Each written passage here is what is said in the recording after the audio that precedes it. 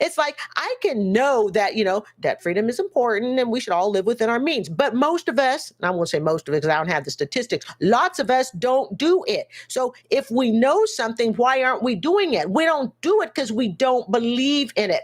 And even if we want to believe in it, we don't believe in ourselves to accomplish it.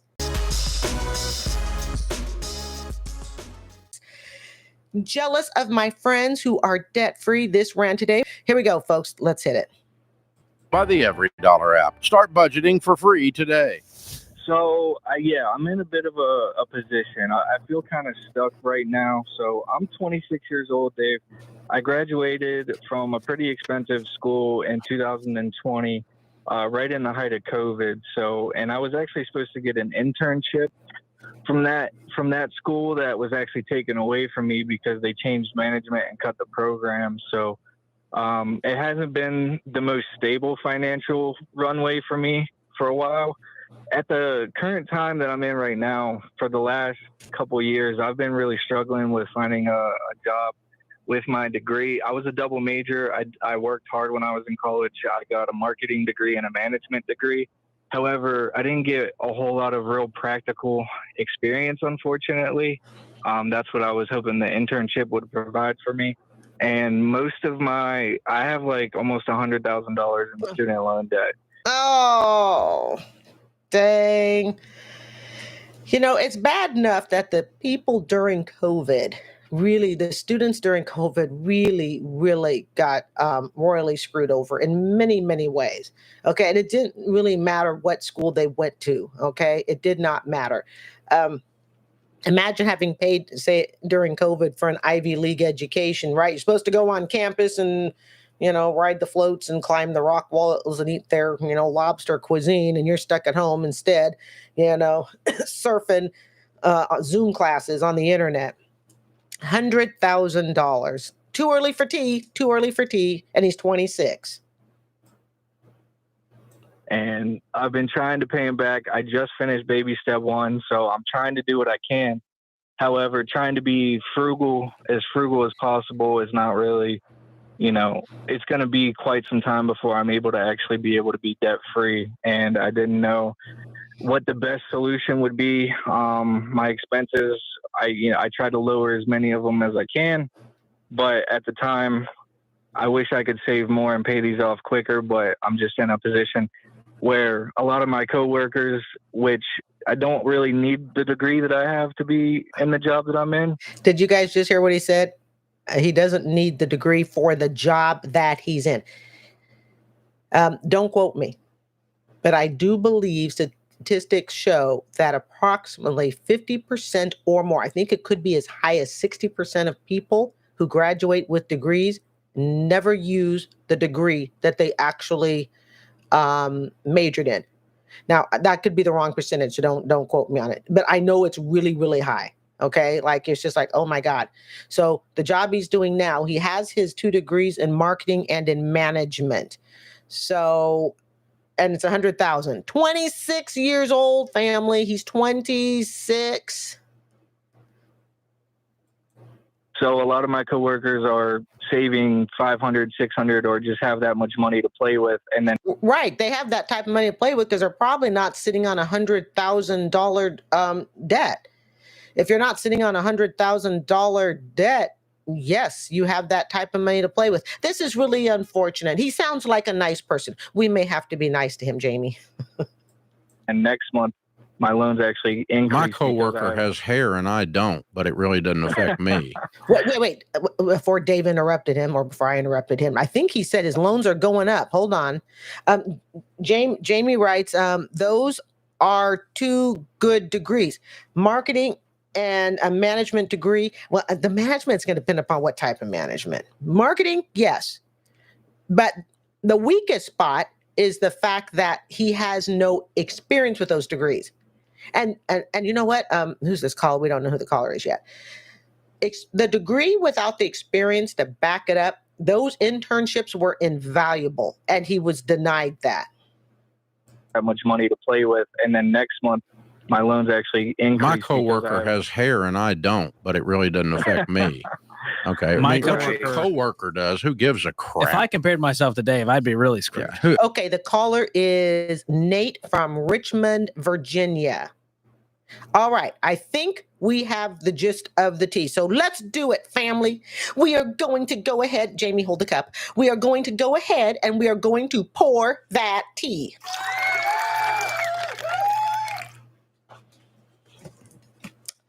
Always so refreshing.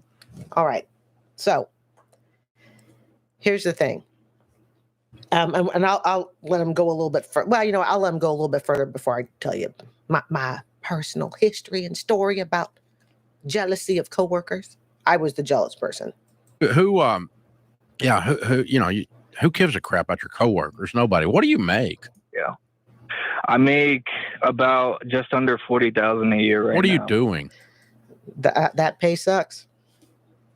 Very difficult to pay off $100,000 loan when you make 40,000 a year. He's gonna have to get a second job, Uber, Lyft, Grubhub, all these side hustles.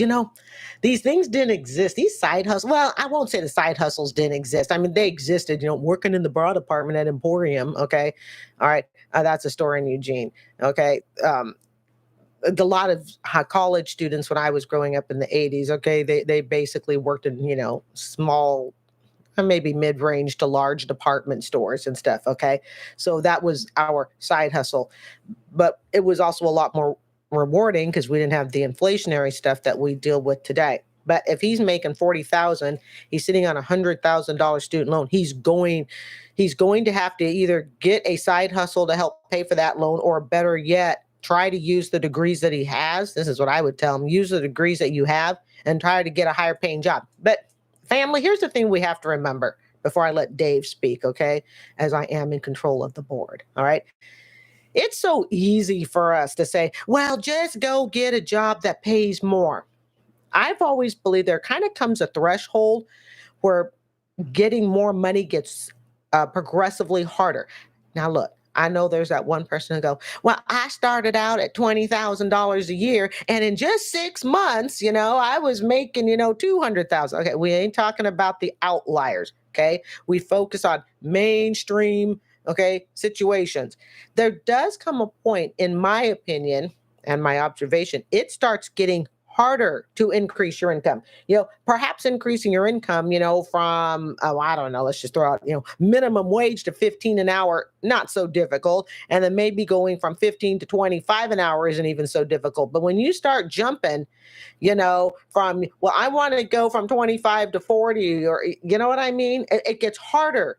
So when we sit and we tell people, especially young people, well, you just go out there and go get that dough and just increase your income. As Ramsey will sometimes lead us to believe, hey, 2 years from now, you should be making 80,000. It's never that easy. So I'm a leasing consultant for a property management company right now. He's a leasing consultant. He didn't need a single degree to be a leasing consultant. Jamie, you know anything about leasing? Jamie, aren't you supposed to be at work? Let's see what Jamie writes. She writes, wow, that's less than what I make in a year, not including your husband's income. Yeah, Jamie, it's going to be very hard, I think, for him to be able to pay off a $100,000 degree. Guys, I couldn't pay it off. And I was making in the 50s. Okay. I couldn't pay it off. And I had no kids, no husband, no cat, no dog. I still couldn't do it. Living here in Tampa. Okay. Mine was forgiven in 2020 for 110. And I would like to personally thank the taxpayers for that. It kind of saved me on that. So he has very poor pay. It's not good pay if he's trying to pay off the $100,000. Okay. Because I know real estate is that's definitely one of the things I want to get into, but my credit was crap and I had to fix that. So why not find an entry-level marketing job making 40 or 45 or entry-level marketing job making 50 or 60? He's already making 40, George, so tell him to go make 45. It probably isn't going to be all that helpful. And then to say go make 50 or 60. The problem is in today's economy, everyone that has these marketable skills, they're all taking pay cuts just so they can get a job, because right now is it called the buyer's market or the seller's market? Okay, it's the market of the person who is hiring. Okay. That's the type of market it is right now. It's the hiring person. That's the one that has the say right now. So I don't know. Remember, this just ran 5 hours ago today because all live streams are current. Okay. So I don't know if it's as easy just to tell someone, go take your income from 40 to 60. I'm a school teacher. I've been teaching for I'm entering my 19th year with some lovely new school clothes. I should add too. Okay. Thank you, Bells. I should be, let's see, I'm at 62,000 gross. Guys, that's after 19 years or after 18 years of teaching because I'm entering my 19th year. So telling Nate in Richmond, Virginia, our caller, hey, take your income from 40 to 60. I don't know much about marketing, but I'm thinking that might be harder to do. I mean, guys, if we could all raise our income by 15, 20 grand, wouldn't we most likely do it? Let's see what Jamie writes. Jamie writes, I'm at work. I don't know much about lease management. I know the job has always been low. Yes, it has been low pay. Good job for working, Jamie. Let's give her a round of applause, family. So, no, lease management, I'm thinking those are the people who, run leases. That's what I'm thinking of. It's like a lease management company and they assist property owners and they manage. I could be wrong. Anybody out there in family land know? I think that's what it is. Well, I made the most that I ever made was probably a little bit over 45, and that was when I was selling cars, but I did not like that position really. But why aren't you pursuing marketing jobs? I have, but a lot of them want experience with like digital marketing and stuff like that. And that's why you go entry level. When I started, he tried to do entry level during college, and the internship he was supposed to have got reneged for whatever reason. Started here at Ramsey, I was entry level. You were an intern. I was an intern. Yeah. And then I got a temp job, and that turned into a full-time job. And, I feel like you haven't applied yourself enough to actually find that entry-level marketing job. Ooh, that's some harsh words. You have not applied yourself enough. We don't know if he hasn't applied himself enough. Although I did see a TikTok today. This dude applied for approximately 1,600 jobs. Not that I want to get Nate in Richmond, our caller, not that I want to, pop his bubble or anything. Okay. We don't know if he's not applied himself. I mean, at least he's working and he's in a $40,000 a year job. So he has done something. But something I find, family, the hard thing about taking a job that you really don't want is it can be hard as heck to get out of it. Because once that income starts coming in, even though it's not the job you want, part of the problem is it's now taking up most likely valuable hours where you could be interviewing and stuff. So it's kind of like you have to balance. Okay, you can take a job, a 9 to 5 per se. Okay, you can take a 9 to 5 job because you're desperate for a job, but now you've locked up the opportunities to go and interview, take additional classes, whatever, without student loan debt. Okay, now you've locked it up. And I think that oftentimes this is how people in low paying jobs that actually have higher levels of education and would like to get out of that low paying job. It's very hard to get out of that low paying job when you're now locked into it. But how long can most people go? And I'm thinking not very long without a paycheck. You'll get people go, oh, well, I'm not going to take the job until it's just the job that I want. Well, you may find that, you're being evicted because you can't pay the bills. So now you're forced to take any job. And we know, family, with student loan debt, the higher your student loan debt, the more trapped you are.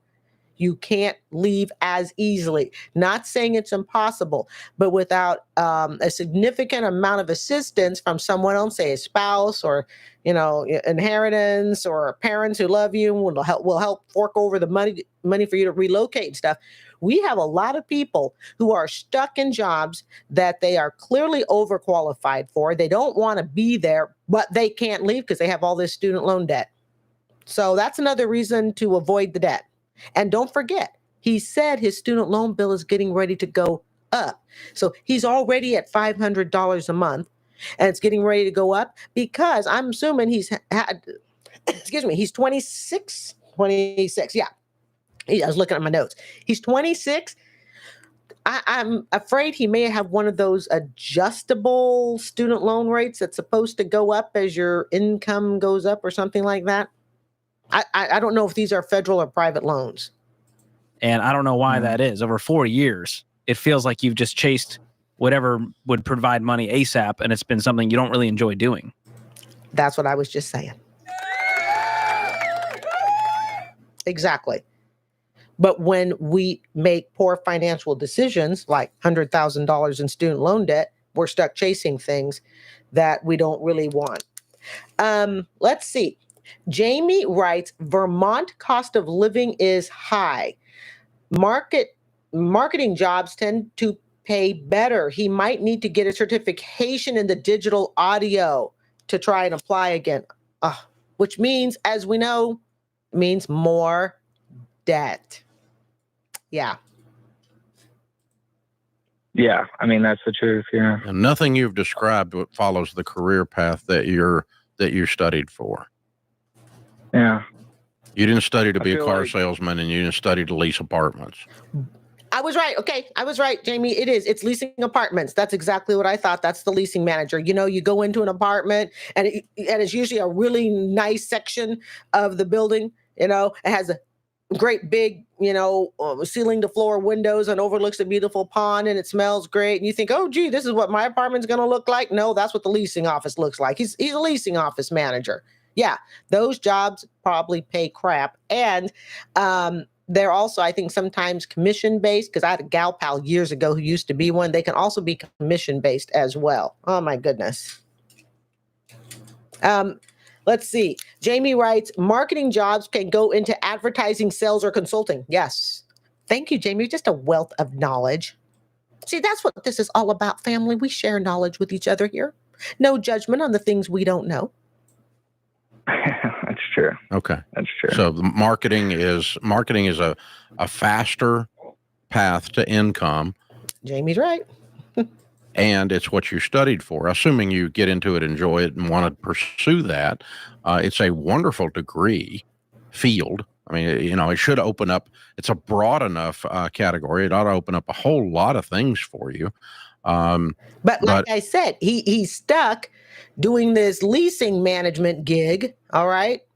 Basically, folks, he's helping the people who come in and want to rent. They want to lease an apartment. They want to rent an apartment. Okay. That's your leasing manager. I knew a gal years ago. She was a leasing manager, and she was so broke she lived in her van. This is when I lived in Portland, Oregon. Yeah, she lived in her van. She was a leasing apartment manager. So that gives you an idea as to how much they're not paid. I think what you've discovered just listening to the language that you're using is that this thing called success is harder than you thought it was going to be. Don't believe all that stuff, folks, you read on TikTok. Not read, because nobody reads on TikTok, myself included. Okay. That stuff that you see on TikTok, oh, it's going to be easy.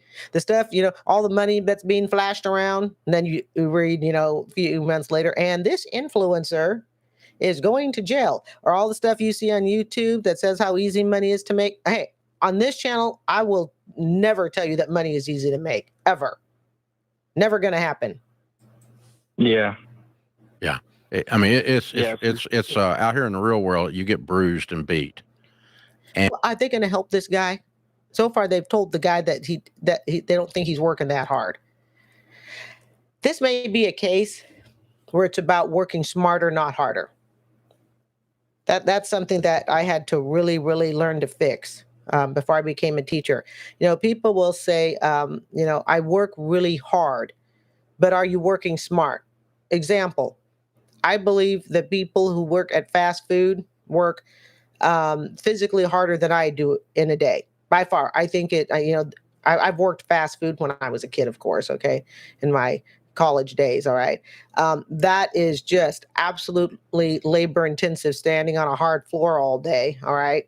And they don't even have the soft mats that they sometimes give you that's supposed to help you, all right?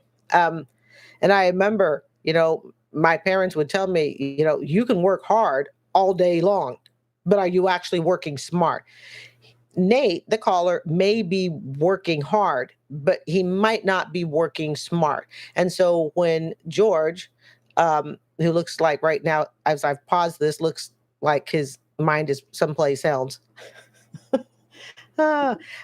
George says, well, you're not really working, you're not applying yourself, hard enough. What George may really mean to say is he is applying. He's got a job, folks, and he's calling in. So he's showing awareness, but he may not be working smart. And that I think is possibly his problem. And especially when you follow a curriculum for a very long time and then you get into the real world and you're like, okay, what's next? I mean, it's been tough. Well, you were lied to when they told you that getting the degree was going to make it easy. And family, I've done stories, and I did one recently about Gen Z. Okay. And I did it about that couple on CNN. People are graduating from college and they think that it's straight from college to the mansion, to the 2-car garage, to the perfect spouse and a couple of kids, and all is well. This is what's happening with lots of millennials and definitely Gen Z. And when you think there are issues with Gen Z, you have to look and see who the parents are, okay? Which are the millennials. So when people talk about, I've got my college degree, where's the pot of gold at the end? There never was a pot of gold at the end. Yeah. It doesn't make it easy. It just puts a tool in your belt. You just have a big old hammer, but buddy, you got to get calluses swinging the hammer at the nail. And that's the hard part. I mean, it is, and so what I'm going to encourage you to do as the old guy in the room is to persevere. And okay, what can he do?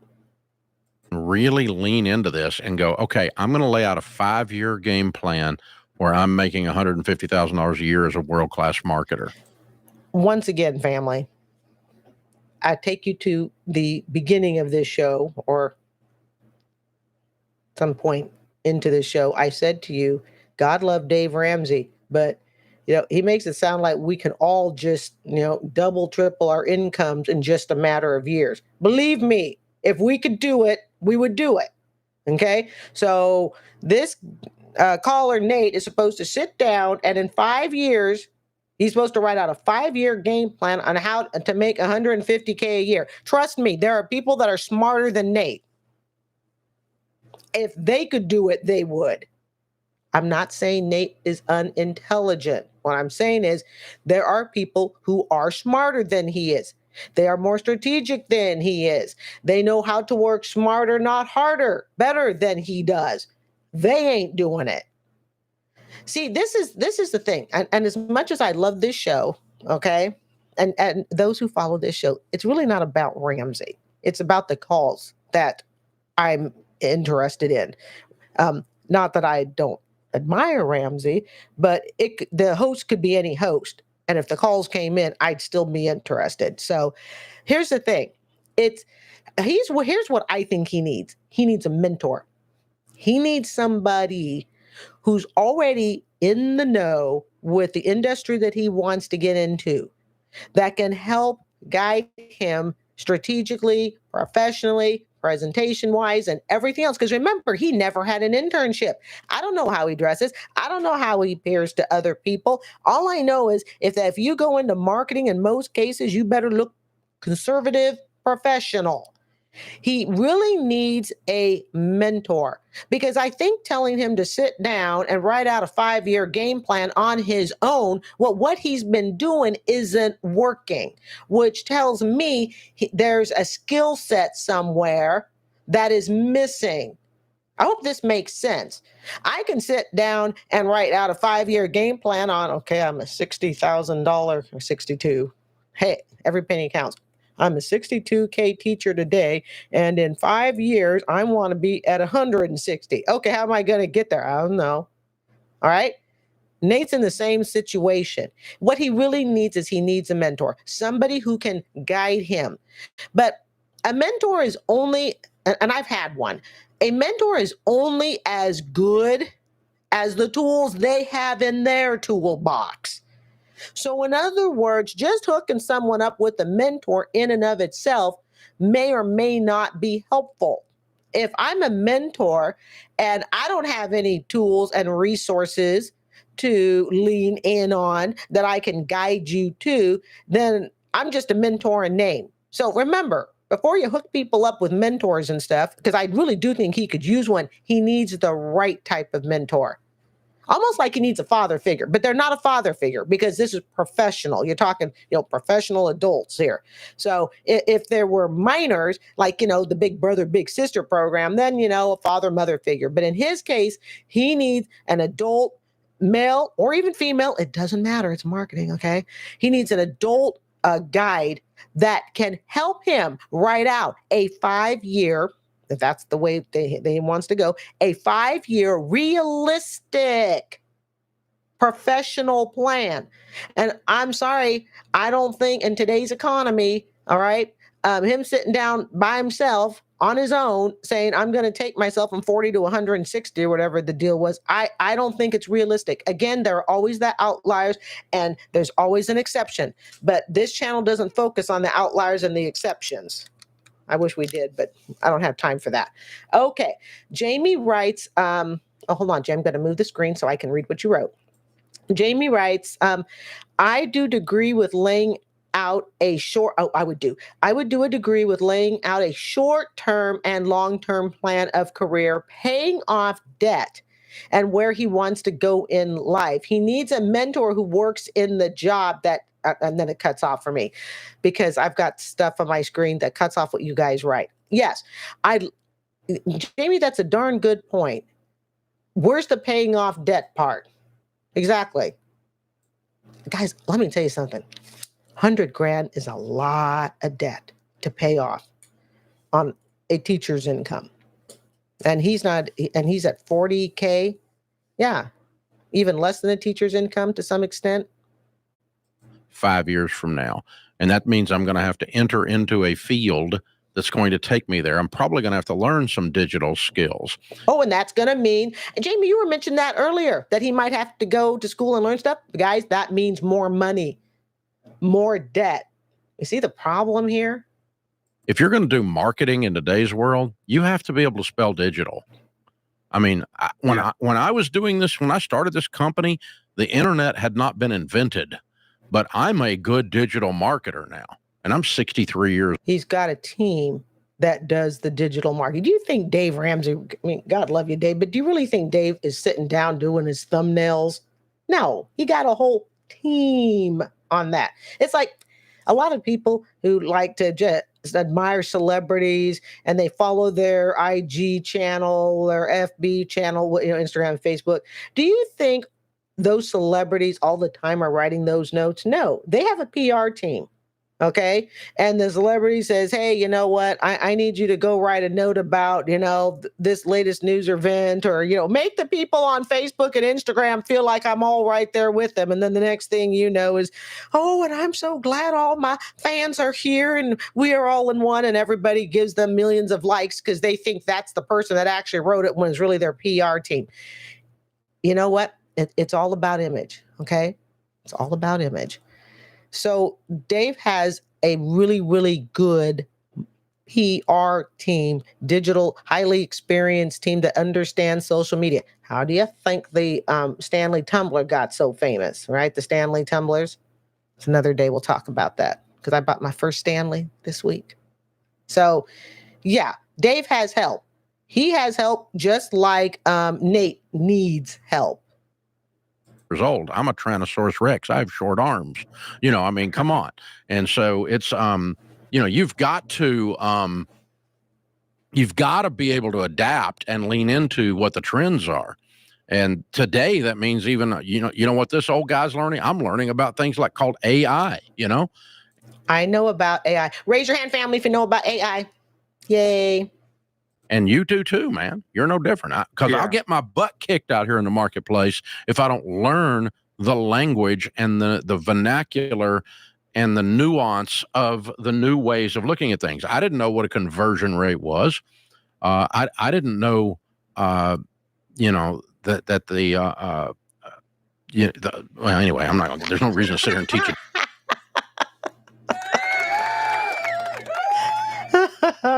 Hey, we all stumble on our words. Sometimes you don't know what you don't know, and it's okay.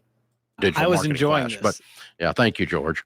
Yeah, Well, you're as a guy who's snickering been at in me. But you know it's true. I sit in Yeah. these meetings, I'm the dumbest guy in the room. Well, even when I did, But at least marketing here, I'm at least as changed. the CEO, I'm at least going to learn enough of it to lead this place. Because if we don't lead Ramsey into a digital world, we're screwed. Yeah. You know, we can't operate on analog. So Yeah, analog versus digital. This is why I can't get the kitty ears to work with the XLR soundboard, because it's analog versus digital. you know, you're the same way, Nate. Your career is digital, man. If you're going to sell stuff, guess where people buy it? Freaking internet, man. And you got to deal with the monsters called Google and Facebook, and all of and all of their greed and misbehavior. And you got to deal with them, and you got to handle it, and you got to work your way. Learn about ROAS, and you got to learn about whole new ways of doing things. All right, I'm going to end the show on this part, but before we go, I'm going to tell you something I wrote down to remind myself of that kind of attaches to this particular topic. So let me go ahead and stop share screen. Okay, so this is something I just want to give people a heads up about, and it kind of tags really nicely on the end of this. All right.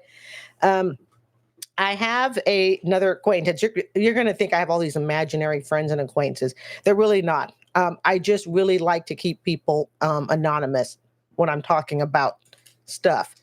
Jamie, did you write something? In Texas, we have certification. Okay, she says in Texas, we have certification in digital audio and other areas.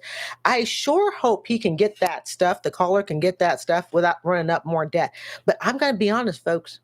He's looking at, oh God, I hate to say this, a 20-year student loan payment plan, maybe 25 years, if he doesn't find a way to knock this down. Okay?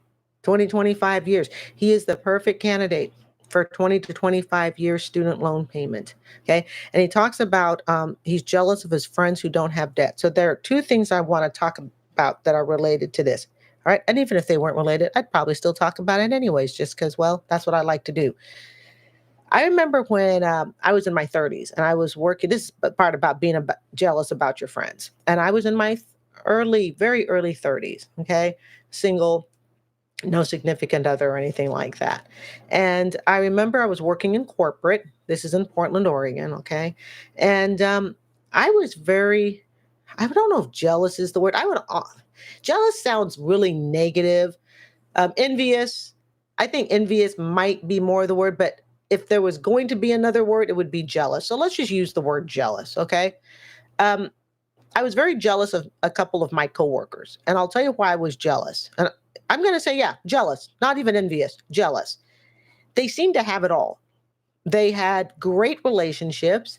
They had nice vehicles. Now, you got to keep in mind, I'm in my late 20s, early 30s, okay? They had nice vehicles. I was driving at the time still a Datsun B210, all right? And then even when I traded it over to a Maxima, I had it repoed because I was stupid and couldn't afford it. But it just seemed like my coworkers' lives were better than mine. It was almost like I wanted to be anybody but me. Okay. I wanted to be this coworker over here. And I'll talk about women. Okay. I'm looking at the women. All right. I wanted to be, this coworker here. I wanted to be that coworker there. They just seemed so much happier than I was. And guess what? They were happier. Literally, they were happier. But I realized years and years later, I was creating my own misery in part. One, I had mental health issues. That was in part, okay? But let's put the mental health issues aside in my late 20s, okay, early 30s. We'll put that part aside. But being jealous over what they had was just making me more miserable. So in other words, I'm already miserable because I had mental health issues and other medical issues going on, all right, dealing with the brain. And now I'm fueling that depression, okay, over looking at everybody else and going how much better their life is or was, okay, how much better their life was than mine. It never really dawned on me to think that all wasn't in their life as it seems. It's just in the mind frame I was in at the time. I really genuinely believed that they were much happier, more balanced, and everything just looked wonderful. Oh, they go to even stupid stuff like, oh my goodness, they just had a baby. Well, I didn't even want a baby, but I was jealous that they just had a baby. Why? Because what did it represent? Oh, that perfect happiness. Okay. Jealous because they would go to aerobics dance class afterwards, after school, and they just seemed so happy. But what I didn't stop to realize is I could go to aerobic dance class too after work if I wanted to, not necessarily with them. But we look at other people and we think they have all the things that we don't have. And we are so busy obsessing over they're happier, their life is better, that you don't realize that half the crap they have, if you really want it, you could probably do it. You could probably have it. I'm not saying you can drive the as expensive of a car or live in as expensive of a house, but you can find a car that is suitable for you, that makes you happy. You can find a house or apartment or condo, wherever you want to live, okay, that's suitable for you, that makes you happy. In other words, you are measuring your happiness off of someone else, and you're fueling your own anxiety, depression, misery, whatever you want to call it, because you're so busy looking at somebody else's life, because your life you feel is in such turmoil and tragedy, you don't want to look at it. And this is what I realized I would do. And I did this for a long period of time. I would say this probably went on for a couple of years. Okay. Well, I was living in Oregon. And I won't say what company I was at, but I did work in insurance. I'll say that. Okay. And I just remember, and this person's getting promoted. How do these people have all this happiness in their life and I have so much misery? Well, part of what was causing it is I was too busy looking at their life. This caller, Nate, okay, the title of this call, and again, it ran 5 hours ago today. I'm jealous of my friends who don't have debt. I'll tell you a sure way to stay in debt. Continue being jealous of your friends who don't have debt.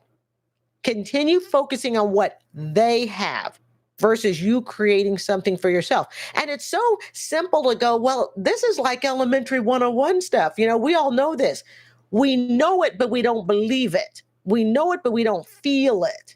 You see what I mean? It's like, I can know that, debt freedom is important and we should all live within our means. But most of us, and I won't say most of it because I don't have the statistics, lots of us don't do it. So if we know something, why aren't we doing it? We don't do it because we don't believe in it.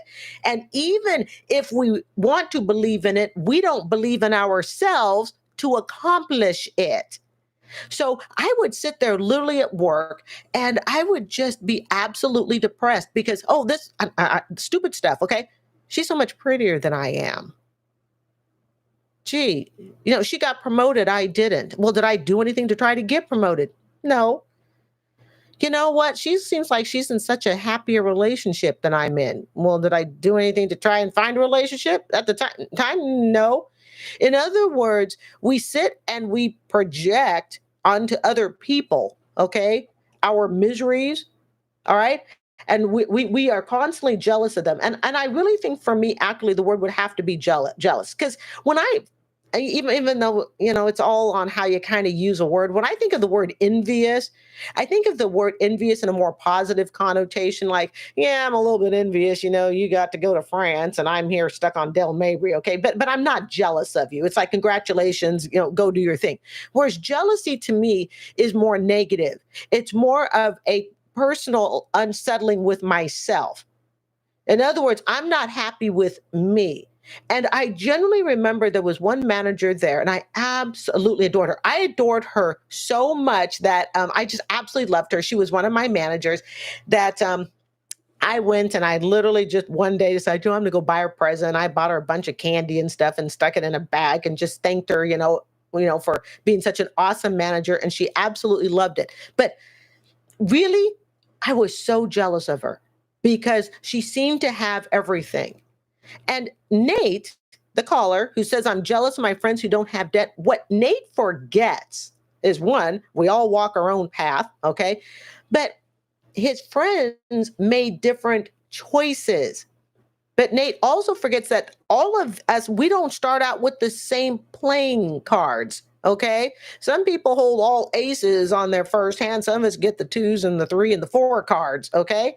So we don't all start out with the same playing card, but you can never win your hand if you're too busy obsessing over what everybody else might or might not be holding in their hand. And one of the things that I have come to realize as I'm entering, okay, my later 50s is, damn, if I didn't know the people that I have seen, including on social media, okay, whose lives I just assumed, and I'm talking now, not back then, okay, now, whose lives I just assumed were going so well because it looked good, it looked the part publicly, and then behind the scenes, you're like, oh my goodness, I didn't know.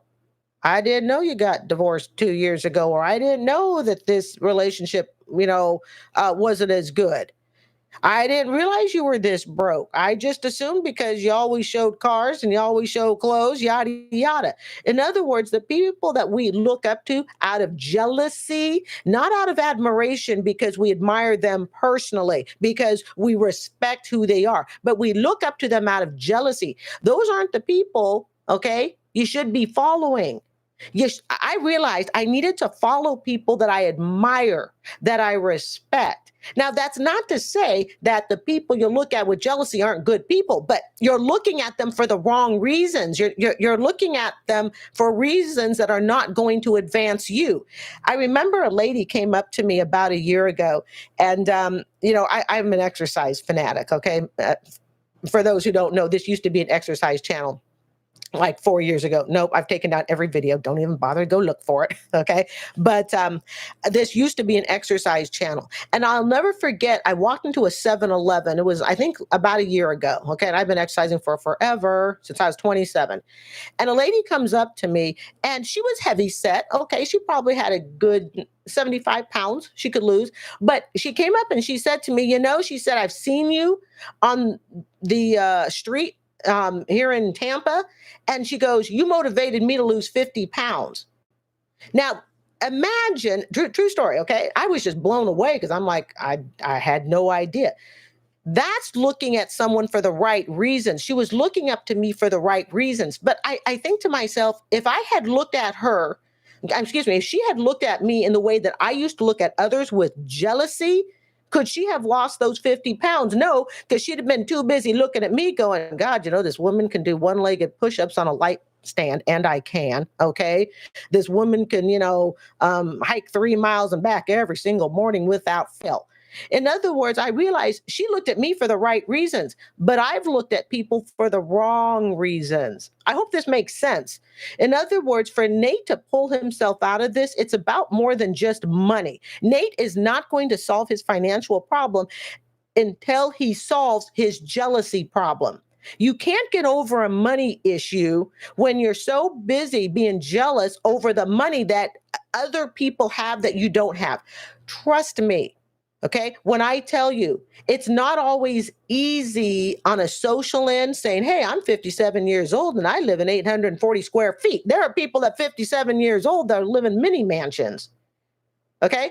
Trust me, that's a little ego there, little ego. But something I've learned that Nate's going to learn is, you know what? I've learned, and family, have we not learned through these calls? You got crap loads of people in debt living in those mini mansions. So when you sit and you're jealous, when Nate is jealous over his friends who don't have debt, how does he really know they don't have debt? Is that what they told him? Is that what he's perceiving off of social media? Because unless he's actually sat down and opened up their books with him, and as Parler would say, pulled the credit scores, how do you know they don't really have debt? Because people that you get jealous over, it is so easy to sit and go, man, I know they don't have debt because, they get to spend all this extra money. I literally had a gal pal who I thought, whose life, I swear, I thought it was going beautifully. Okay. It was like every picture posted was them doing something that my entire budget for the year would have to be spent on just to afford it. And then to find out years later, oh my God, already divorced. Hasn't remarried yet, at least as far as I know as of today, but already divorced. I would have had no idea about that. And here's the thing, just like Nate, I had my, points of jealousy, or actually at this point, more of envy. It's like, oh, you're going to go spend your holidays at the cabin with the snow and the whole family. And I'm sitting here on Del Mabry in Tampa. Oh, you just got a nice new sports car with a big bow on it that you put on IG. And I'm sitting here with my Corolla. I love my Corolla, okay, and all that. But, it is a Toyota Corolla after all, okay? So hold on here. Jamie wrote something. Let's see what Miss Jamie wrote. She says, jealousy can stop a person from finding their own happiness. Good point. Absolutely.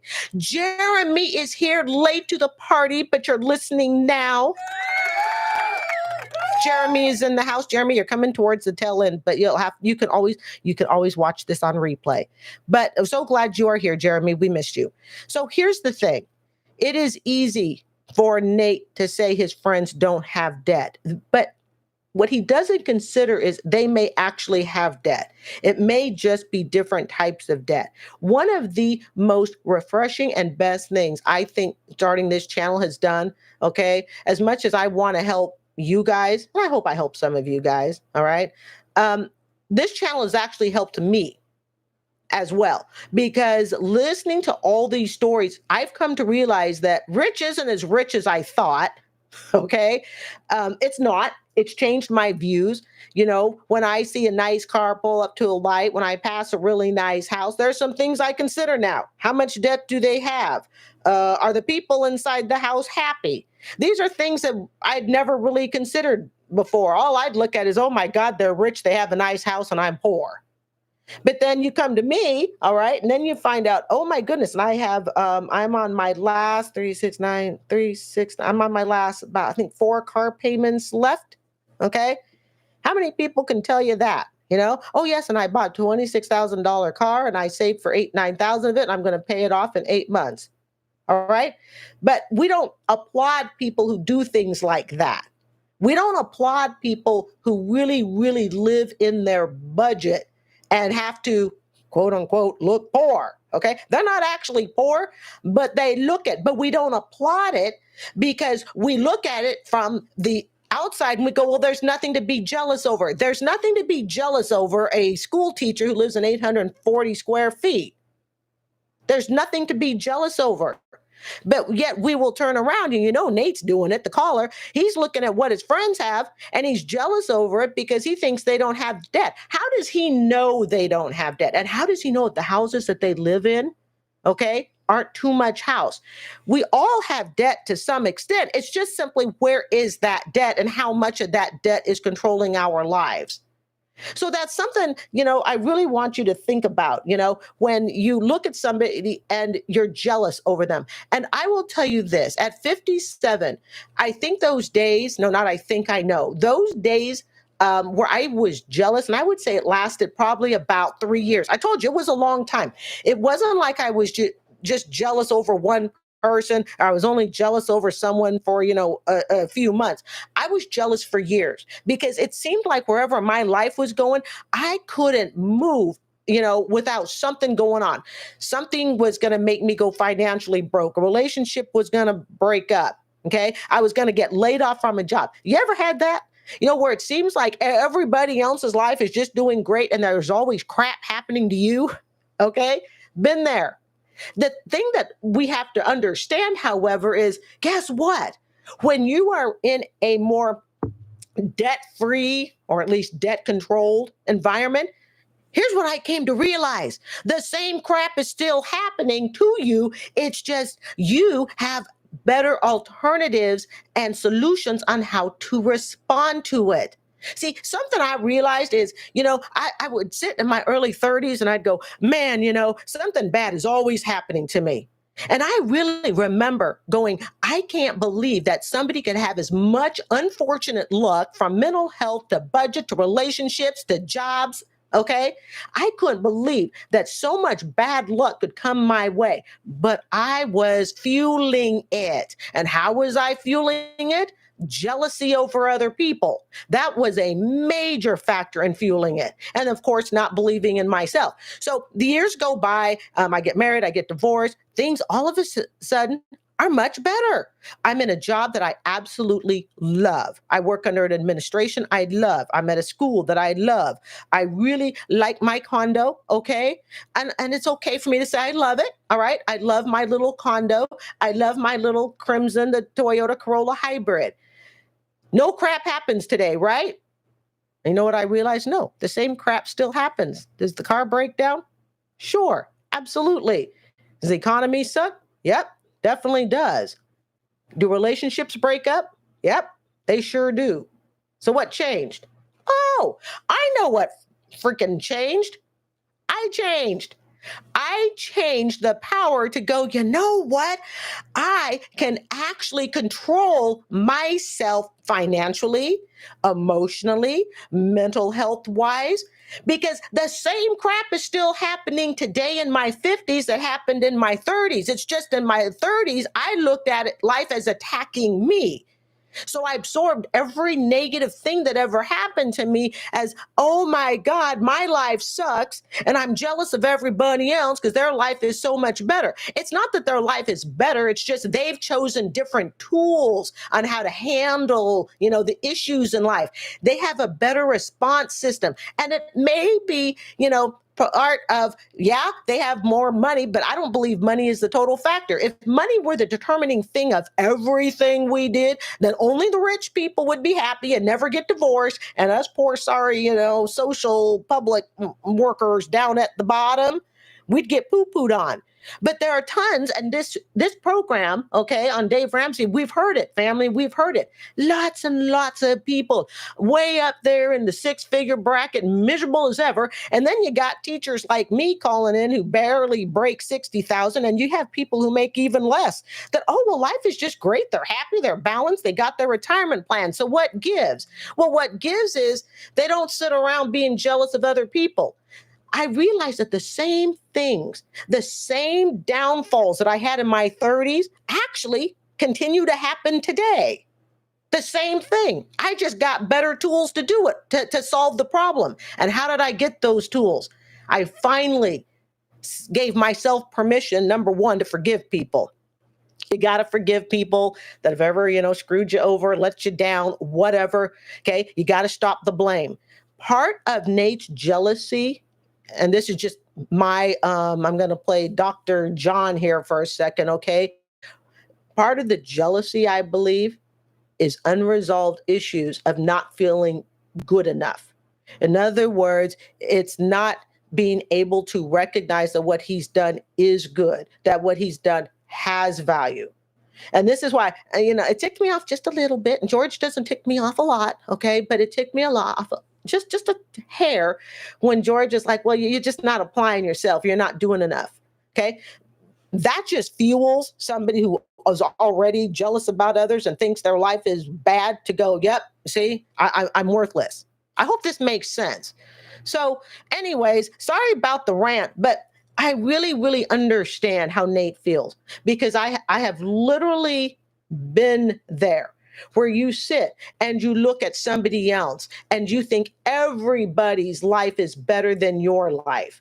And then when you finally get your life in check and things finally get better, you think it's because those same problems that you had in the past no longer exist. Don't be fooled, folks. The same problems actually exist. It's just you improved. You got better. And through your improvement and you getting better financially, in the head, and everything else. And to me, it all starts in the head. Your relationships, your money, all of that stuff is no good without your brain intact. Okay. So when you get that Zen moment in your brain, that's when you can finally go, oh, now I get it. I'm spending too much damn time looking at everybody else. How about if I give myself permission to look at me? And for those of you out there, and we know there are those of you, you think it's all about everybody else at your own sacrifice. Forget that. It can't be about everybody else. Sometimes it has to be about you. When I moved out here to Florida, I was absolutely bound and determined that I was going to reinvent myself. Absolutely bound and determined. And I will tell you, it's not a discussion for today. It was hard as hell to reinvent myself. And what I mean by reinvent myself is I wanted to put away the Carrie that thought she was worthless, that thought she was unattractive, that thought she had nothing to contribute, nothing good. Because remember, I'm battling mental health issues, okay? I knew that if I was going to survive, I had to put that away. I needed to put away the Carrie that said everybody else's life is better than mine. And then it dawned on me one day, you know what? There's somebody out there that would go, you know what? I would be happy to trade positions with Carrie. I'd like to get rid of this $100,000 student loan bill. Just give me a little place, have it be paid off. Give me a little car and a job that I love. Give me a relationship, okay, that I really, really admire. He admires me. I admire him, yada, yada. You know what? I'll take that over the life that I have. And then I realized, oh my gosh, you know what? When you get right down to it, it's just your life perspective. And I wouldn't want anyone to look at my life and be jealous over me. Because really, when you get down to it, there's nothing to be jealous over, even over each other. There really isn't. Because in the end of the day, it's all about you, right? It's all about you. Folks, that's it for tonight. I'm Carrie. This is Consumer Debt Chit-Chat.